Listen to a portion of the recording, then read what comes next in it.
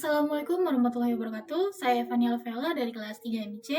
Pada kesempatan kali ini saya ingin menjelaskan penelitian mengenai pengembangan sistem rekam medis pada Posyandu Taman Salak. Untuk poin penjelasannya sendiri di sini yang pertama adalah permasalahan, lalu ada tujuan sistem, proses pembuatan, ya, lalu kemudian ada stakeholder atau pihak-pihak yang terlibat dalam sistemnya, lalu ada konteks penggunaan, alur kerja, kuantitas, hasil pengujian, dan yang terakhir adalah keterbatasan. Pada poin pertama yaitu poin masalah utama. Di sini kalian melihat ada total 4 poin permasalahan yang dimana yang pertama adalah pencatatan manual, lalu kedua kesulitan monitoring, yang ketiga laporan yang membebani, dan yang keempat adalah kebutuhan terhadap sistem digital. Nah, penelitian ini sendiri itu diangkat dari permasalahan yang terjadi pada Posyandu Taman Salak. Nah, yang dimana seluruh kegiatan pencatatan pada Posyandu ini itu masih dilakukan secara manual, yaitu dilakukan menggunakan buku laporan. Nah, yang dimana cara ini itu menyebabkan cukup banyak kendala, contohnya seperti sulitnya mencari kembali data balita apabila data tersebut dibutuhkan, lalu sering terjadinya kesalahan pencatatan dan tidak adanya sistem yang membantu kadar itu dalam memantau pertumbuhan dan perkembangan dari balita tersebut. Selain permasalahan yang aku sebutin tadi, ada satu masalah lagi, yaitu masalah yang bersangkutan dengan penyusunan laporan rutin yang dilakukan di Posyandu Taman Salak. Nah, yang dimana proses laporan ini itu memakan waktu yang lama dan hal ini membuat kader itu merasa kewalahan. Terutama ketika data yang harus diolah itu datanya sangat banyak. Dan oleh karena itulah sistem ini dibuat agar pengolahan data itu jadi lebih cepat, akurat, dan juga mudah digunakan oleh KDR ataupun pihak-pihak yang ada di dalam Posyandu Taman Salak itu. Lalu selanjutnya di poin kedua, yaitu poin tujuan kenapa sistem ini dibuat. Nah, seperti yang saya jelaskan tadi, ada banyak sekali masalah yang terjadi akibat proses yang manual yang dilakukan di Posyandu. Nah, melihat dari permasalahan tersebut, penulis dari peneliti ini itu merancang atau membangun sebuah sistem rekam medis digital yang dimana sistem ini itu berbasis website. Nah, sistem ini nanti diharapkan bisa menggantikan semua proses manual yang terjadi di dalam Posyandu.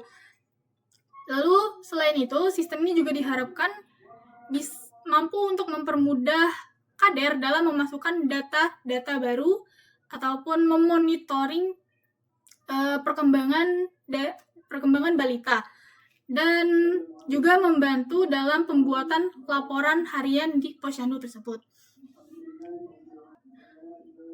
Pada poin ketiga yaitu poin proses pembuatan dari sistem ini. Nah, pengembangan sistem ini sendiri itu dilakukan dengan menggunakan metode waterfall, yang dimana ini merupakan metode pengembangan yang memiliki urutan tahapan yang jelas dan juga sistematis. Prosesnya sendiri itu dimulai dari yang pertama, analisis kebutuhan. Analisis ini dilakukan dengan cara mewawancarai kader dan juga observasi langsung terhadap kegiatan yang terjadi di Posyandu. Lalu proses yang kedua itu adalah pengumpulan data, mulai dari data balita, data stunting, dan juga data penimbangan. Kemudian dilakukanlah perancangan sistem yang dibutuhkan. Perancangan sistem ini pun dilakukan dengan membuat DFD dan juga ERD, serta desain form input dan juga laporan.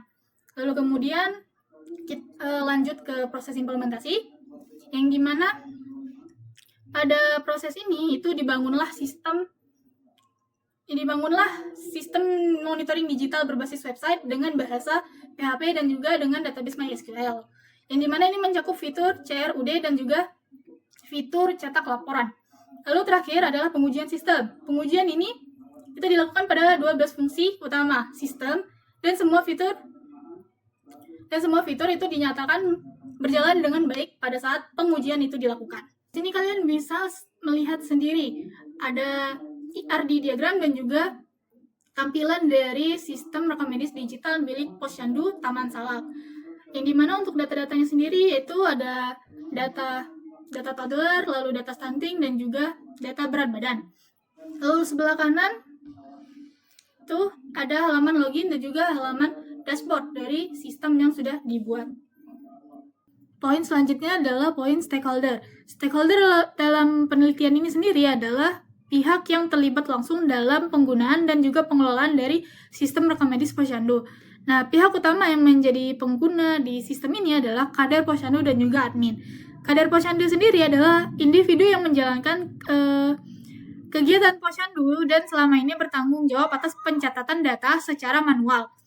Lalu, sedangkan admin itu bertanggung jawab terhadap pengelolaan laporan serta memastikan data yang dihasilkan itu siap untuk dilaporkan kepada pengawas Posyandu. Lalu yang kedua adalah Posyandu dari Taman Salak itu sendiri. Nah, jadi seluruh fitur dan rancangan dari sistem ini itu dikembangkan untuk mempermudah tugas kader dan juga admin itu dalam menjalankan kegiatan pelayanan kesehatan dan kesehatan di Posyandu Taman Salak. Poin selanjutnya adalah konteks penggunaan dari sistem ini. Nah, sistem rekam medis ini sendiri itu digunakan saat kegiatan Posyandu itu sedang berlangsung, terutama ketika kader itu ingin mencatat data baru yang didapatkan dari hasil pemeriksaan balita. Sistem ini juga itu digunakan pada saat kader itu perlu memperbarui atau mengedit data yang sudah diinputkan tersebut. Selain itu, sistem ini juga bisa dipakai kapan saja ketika Posyandu itu membutuhkan sebuah laporan, yang dimana laporan ini akan diberikan kepada penanggung jawab dari Posyandu ini. Pada saat setelah implementasi sistem, walaupun di awal-awal itu membutuhkan waktu yang banyak untuk memindahkan data lama itu dari buku laporan ke dalam sistemnya, tapi setelah sistem ini digunakan sepenuhnya, maka seluruh kegiatan pencatatan dan juga kegiatan monitoring di Posyandu ini akan berlangsung dengan maksimal dan juga efisien. Selanjutnya poin alur penggunaan dari sistem ini. Alur penggunaan sistem ini dimulai dari kader yang melakukan login melalui browser untuk mengakses sistem. Setelah kader berhasil masuk ke dalam sistemnya, maka kader bisa menginputkan data baru seperti data balita, data stunting, dan juga data penimbangan. Nah, data yang dimasukkan ini itu akan otomatis tersimpan ke dalam database dari sistem. Sehingga data-data yang dimasukkan ini bisa diakses kembali kapanpun data tersebut dibutuhkan. Data yang tersimpan tersebut itu bisa menghasilkan sebuah laporan yang dibuat sistem secara otomatis yang akan diterima oleh admin dan juga koordinator dari Posyandu.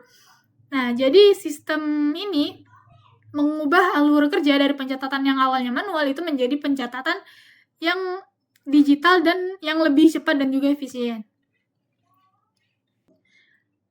Lalu selanjutnya ada poin kuantitas pengguna. Nah, dalam penggunaan sistem ini terdapat dua kelompok pengguna. Kelompok yang pertama adalah kader Posyandu, yang dimana jumlah pastinya itu tidak disebutkan di dalam jurnalnya, tapi mereka itu menjadi pengguna aktif yang memasukkan data setiap kali kegiatan Posyandu ini sedang berlangsung. Lalu yang kelompok kedua adalah admin. Admin ini sendiri itu adalah orang yang bertugas untuk menerima dan juga mengelola laporan yang sudah dicetak melalui sistem. Dan dengan demikian, maka jumlah pengguna sistem itu sebenarnya tidak banyak, tapi mereka adalah pihak inti dalam operasional Posyandu. Dan terakhir adalah hasil dari pengujian sistemnya. Nah, metode pengujian ini dilakukan dengan metode black box testing pada fitur utama sistemnya, yang dimana jumlah fungsi yang diuji adalah ada 12 fungsi utama.